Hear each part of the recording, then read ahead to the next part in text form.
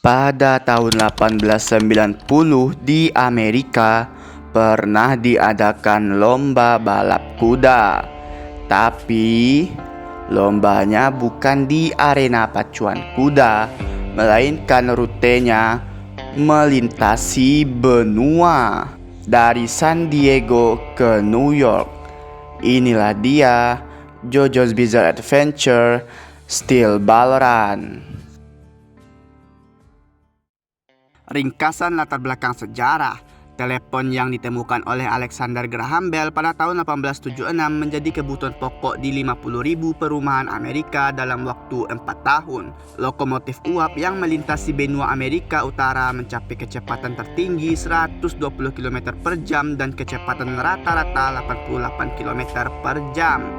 Dan kehebohan penonton olahraga Liga Nasional Pro Baseball lahir pada tahun 1876 dan tim juara pertama adalah Chicago White Sox.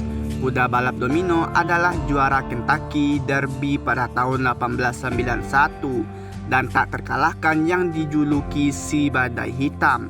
Dan dalam Olimpiade Internasional pertama yang dibuka di Athena, Yunani pada tahun 1896, setiap cabang olahraga memiliki hadiah uang meskipun ada peraturan amatir yang ketat.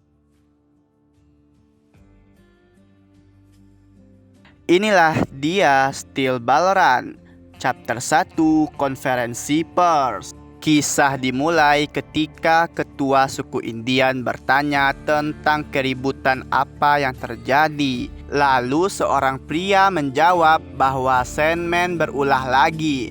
Dia menyembunyikan buku-buku orang kulit putih yang mana itu adalah bentuk penghinaan terhadap suku Indian dan menginginkan Sandman agar dihukum. Dia harus dikuliti.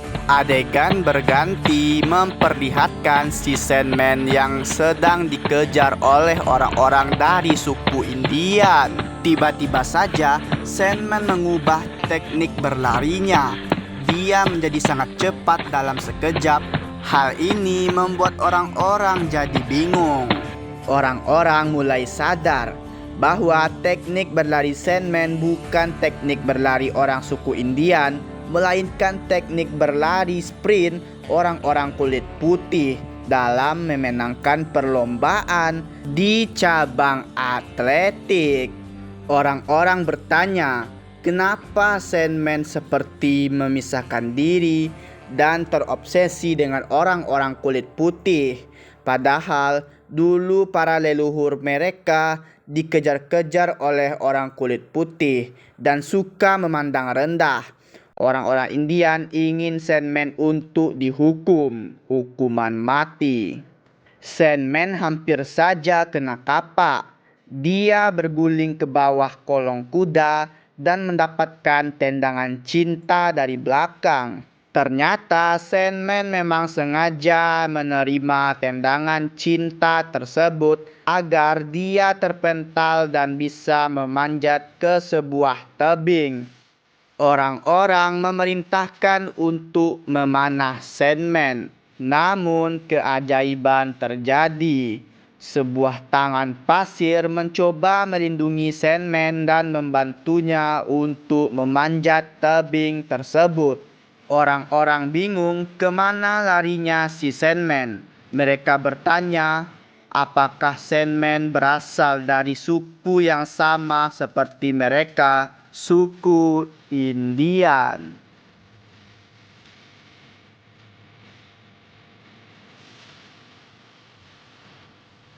Dengan nafas yang terengah-engah, Sandman berhasil memanjat tebing tersebut. Namun tak diduga, seseorang memukulnya. Dia adalah kakak dari Sandman. Wanita tersebut menginginkan Sandman agar kembali dan meminta maaf kepada ketua suku. Tapi Sandman Daga Kotowaru dia menolaknya karena berpikir bahwa dia berbeda dengan mereka. Sandman masih mengakui orang kulit putih adalah musuh. Namun untuk melindungi diri kita dari musuh, kita juga harus memiliki cara berpikir seperti musuh. Suku kita sudah ketinggalan zaman. Mereka berpikir tanah ini tanah leluhur mereka. Namun, orang kulit putih berbeda. Dalam sekejap mereka akan menguasai tanah para leluhur kita, tanah suku Indian, dengan konsep Bitcoin. Maksudnya uang. Mendengar penjelasan tersebut, kakak Sandman langsung terdiam dan memahami kenapa Sandman sudah berbeda sedari kecil. Sandman tiba-tiba ingin menunjukkan sesuatu kepada kakaknya. Terlihat ada lubang di sebuah batu. Lubang-lubang tersebut tergores dengan sangat sempurna. Kakaknya Sandman mempertanyakan siapa yang melakukan hal tersebut. Sandman juga mengaku bahwa dia menemukan buku-buku orang kulit putih tersebut di lokasi ini. Hal tersebut membuat kakaknya Sandman sangat syok. Sandman menjelaskan bahwa orang tersebut hanya sendirian. Dia menjadikan tempat ini sebagai tempat latihan. Tiba-tiba Sandman meloncat dan menjelaskan bahwa orang tersebut mampu meloncat setinggi 8 meter dan membawa sebuah benda berat di tangannya. Itu seperti besi. Kakak Sandman pun bingung dan bertanya apa maksud dari semua penjelasan Sandman.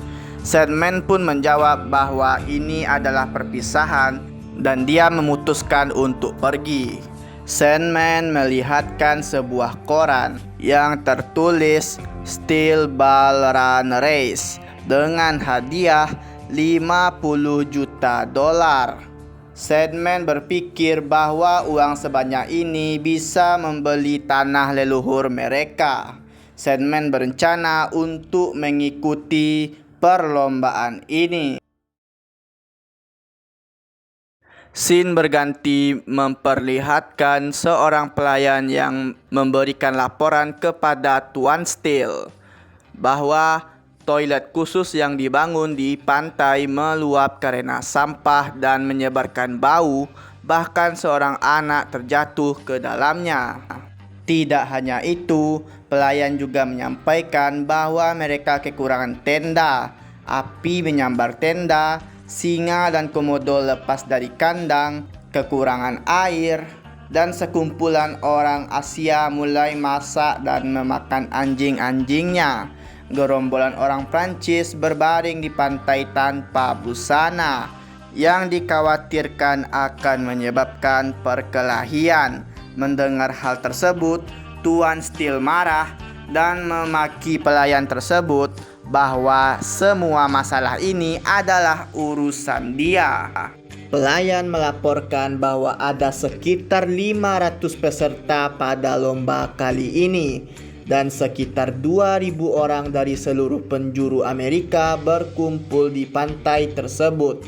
Hal ini akan menambah jumlah kuda 3 kali lipat. Tanpa basa-basi, Tuan Steel langsung memerintahkan menambah budget 1 juta lagi dan menyuruh pelayan untuk mengurus ini sendiri.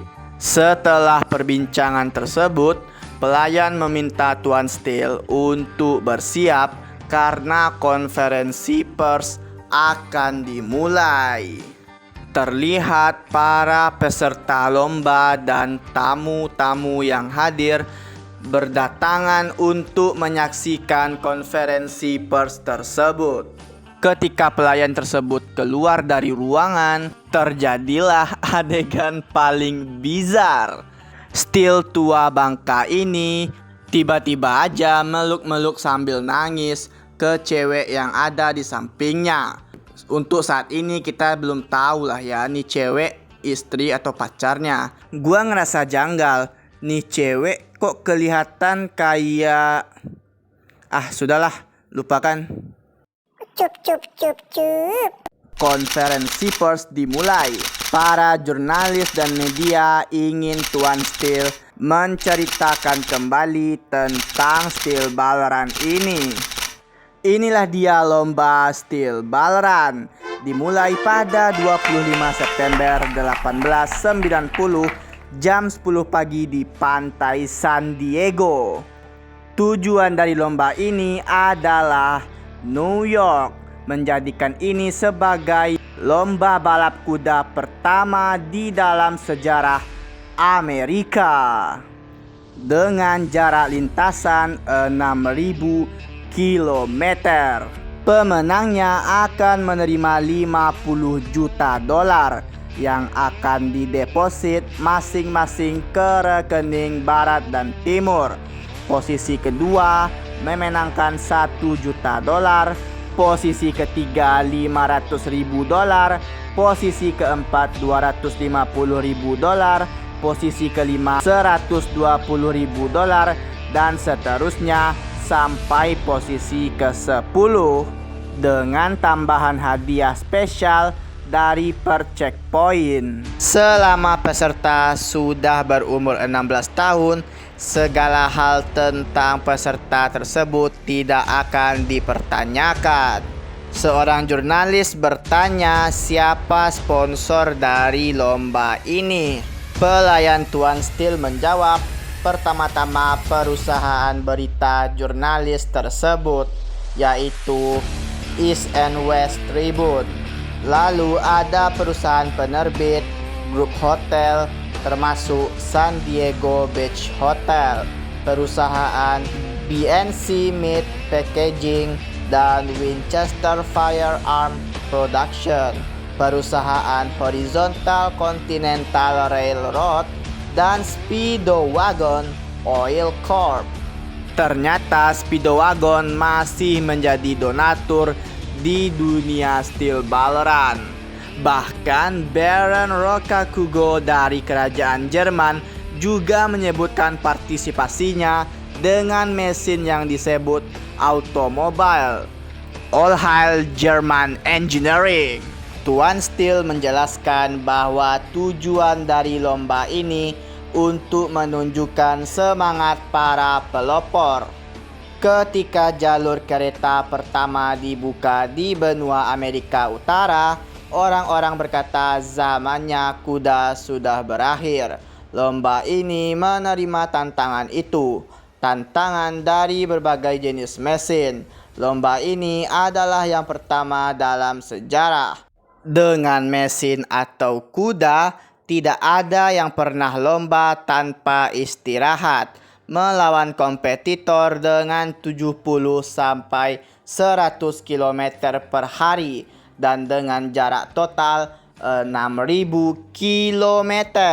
Mendengar penjelasan Tuan Steel, para jurnalis bertanya-tanya, apakah lomba ini akan memakan 60 sampai 80 hari? Tuan Steel menjelaskan bahwa kita memang tidak tahu apa yang akan terjadi. Ada rekor di mana quarter horse dapat berlari sejauh 3.100 km di antara Missouri dan California selama 12 hari. Tapi itu secara bergantian menggunakan 400 kuda daripada satu kuda. Dan juga ada rekor di mana 1851 ketika perang Crimean di mana kuda Arab bisa berlari 150 km per hari. Tapi penjokinya mati. Dalam lomba ini tidak boleh mengganti kuda.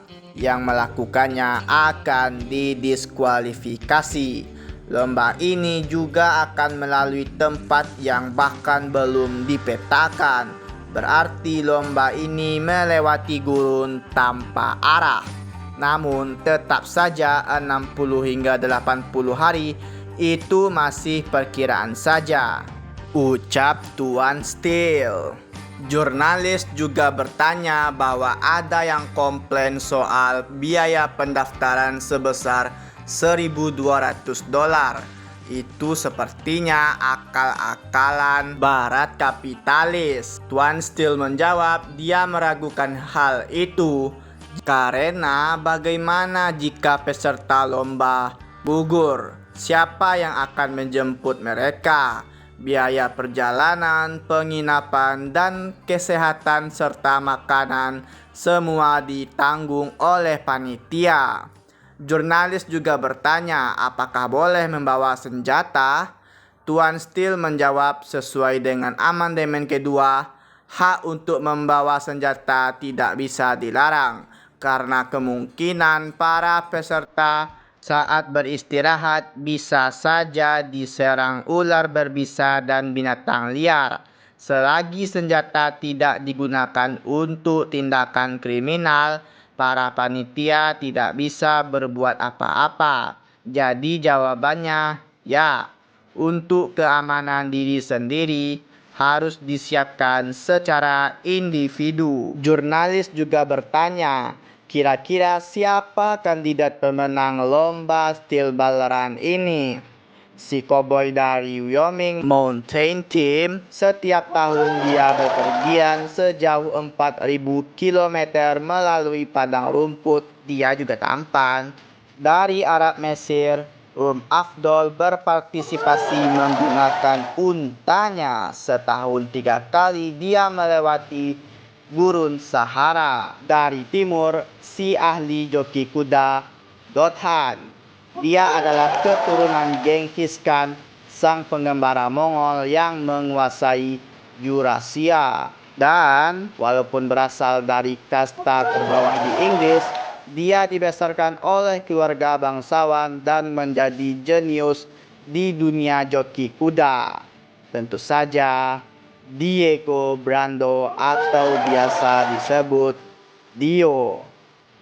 Jurnalis juga bertanya, lomba ini berjarak sangat jauh. Bagaimana jika tidak ada yang berhasil? Tuan Steele menjawab, dia akan dibunuh. Bercanda. Dia langsung yeping. Kegagalan sesungguhnya adalah melupakan semangat untuk mencoba dan menjauh dari segala tantangan.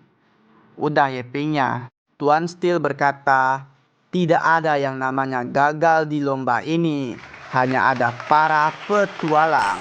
Lomba Steel Ballarat ini adalah lomba balap yang belum pernah ada di dunia sebelumnya. Tiba-tiba seorang jurnalis nyocot, apakah wanita di belakangmu itu istrimu? Aku dengar dia berumur 14 tahun, kata jurnalis tersebut.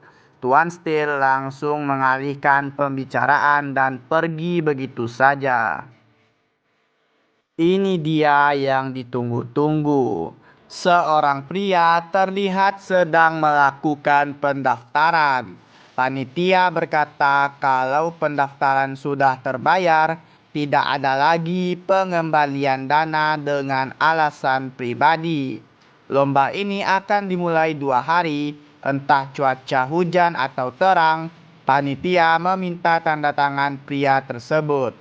Nantinya panitia akan mendata sidik jari peserta dan sidik hidung kuda saat lomba akan dimulai. Jika sudah terdata, pergantian peserta maupun kuda tidak akan bisa dilakukan. Panitia memberikan identitas dengan nomor B636. Juga rencana untuk hari perayaan. Pria tersebut menulis namanya Jairo Zeppeli. Kita juga bisa melihat sebuah bola hijau di kantongnya. Inilah dia Jairo Zeppeli yang akan menjadi jobro kita di series Steel Ballarat kali ini. Wow! Seorang pria tiba-tiba menghampirinya dan menyentuh bola hijau yang ada di kantungnya. Seketika pria itu tertunduk duduk. Dia tidak bisa apa-apa. Pria itu beralasan dia hanya ingin mengobrol. dan penasaran saja dengan bola hijau yang ada di tubuh Jairo. Pria tersebut merasakan kakinya tidak bisa berdiri. Panitia perlombaan bilang kalau uang Jairo kurang $20. Jairo pun mencoba mengolah. Gak bisa diskon nih. Panitia perlombaan menjawab ini bukan pasar. Jairo pun tersadar kalau si kroco ini yang punya ulah. Jairo ngomel-ngomel kalau uangnya kurang dia jadi gak bisa menang. Dan benar saja memang uang tersebut dicuri oleh pria kroco ini. Sambil cengengesan Jairo bilang nyohu. Itulah alur cerita singkat dari chapter 1 Steel Ballrun.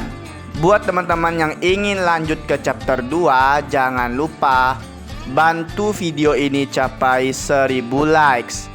Tinggalkan jejak di kolom komen dan subscribe channel ini agar tidak ketinggalan tentang dunia perjojoan. Kalau kalian punya uang 1000-an, jangan lupa Saweria admin link di bio. Nanti bakal kita bacain di next video. Terima kasih yang sudah menonton. Salam Jojo.